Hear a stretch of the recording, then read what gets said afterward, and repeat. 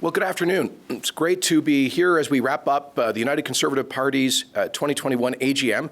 Alberta is back. It's on a roll. Alberta's on the rise, and that is certainly the spirit that I felt from the 1,600 delegates here this weekend. With that, I'm happy to take your questions. Good afternoon, Premier. Adam Soos from Rebel News. I think it's fair to say that there is potentially a bit of a trust issue among perhaps the more civic, libertarian-minded people in Alberta. At the Calgary Stampede breakfast, you boasted about reverting a 100-year-old mandatory vaccine law. You also said that vax passports would violate health privacy laws. Months later, despite commitments to oppose these vaccine passports, they were implemented. Minister Lagrange has now called that there would be no vaccine passports for those aged 5 through 11. How can we know that that commitment will be upheld? Adam Soos here for Rebel News, and this is the final day of the United Conservative Party annual general meeting. This is a much shorter day. Policies and motions will not be debated. This is largely election preparation and socialization for some people, but there will be a media scrum today, and that is ultimately what we're here for. We're hoping to bring some tough questions. Well, good afternoon. It's great to be here as we wrap up the United Conservative Party's 2021 AGM.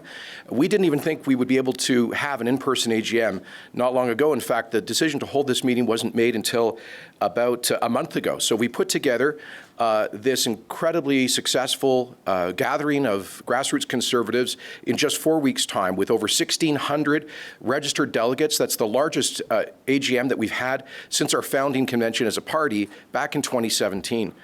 Just the spirit of positivity in the halls. I've had a chance to speak to hundreds of delegates from all across the province and was so profoundly encouraged by them about the performance of the government and delivering on our commitments to Albertans, the 83% of our platform commitments that we delivered on, the huge economic renewal. As I said in my speech yesterday, it's clear that while we still have a way to go, to be careful on COVID, that Alberta's economy is recovering, leading the country in economic recovery. Rick Bell, Calgary Sun. You seem very, very happy today, and that's obvious. You talked about how you felt about gathering with the people and the reaction you had. What is your plan, apart from COVID, what is your plan to win back the hearts and minds of Albertans, as opposed to just the party members that were here today?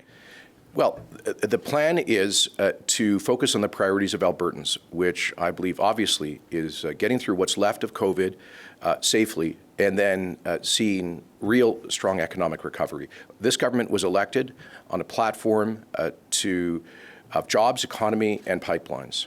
And we have seen the completion of one pipeline. We're on progress for the completion of a second. We've seen Alberta nearly leading the country in job growth, 90,000 net new jobs this year. And on the economy, obviously, there's incredibly good news and much more to come. Many of the investment announcements that we have made over the past few months actually go into the ground in 2022 and 2023. Which means that as we approach the next election, Albertans are going to see tangible proof everywhere they go about an economy that is moving on all cylinders.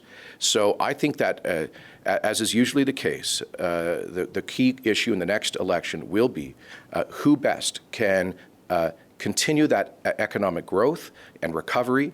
And I think it will be evident that the policies of the Conservative government have put us in that position. So we will continue to focus on Albertans' priorities, and that means job number one, jobs in the economy, but it also means continuing to stand up for this province, continue the fight for a fair deal, and of course the broader theme of making life better for Albertans. But I think we will be judged in the spring of 2023 based on how we performed on the commitments that we made.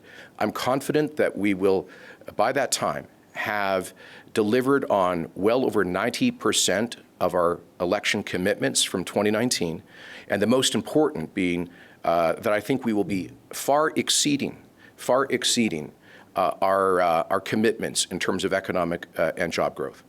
Good afternoon, Premier. Adam Soos from Rebel News. I think it's fair to say that there is potentially a bit of a trust issue among perhaps the more civic, libertarian-minded people in Alberta. At the Calgary Stampede breakfast, you boasted about reverting a 100-year-old mandatory vaccine law. You also said that vax passports would violate health privacy laws. Months later, despite commitments to oppose these vaccine passports, they were implemented. Minister Lagrange has now called that there would be no vaccine passports for those aged 5 through 11. How can we know that that commitment will be upheld? Well, first of all, Adam, thank you for the question. We did amend the Public Health Act this spring following the advice of a legislature committee to remove the power of mandatory inoculation that had been in that law since 1910. So Alberta no longer has the legal power to compel somebody to be vaccinated. And we did that precisely to underscore that at the end of the day, people will choose whether or not they get vaccinated. We obviously strongly encourage them to do so. The restriction exemption and program in no way constitutes a mandatory vaccination. It applies to discretionary activities that are not necessary for basic the exercise of basic life. This is things like going to nightclubs and casinos, hockey games, and concerts, where the chance of viral transmission is extremely high. We know that 90% of people in ICUs have been unvaccinated, and we know that we were very close to completely exceeding the maximum capacity of critical care in our hospital system. So we had to do something, and it was either that or revert to brutally tough, widespread shutdowns of businesses, potentially schools, places of worship. So I think we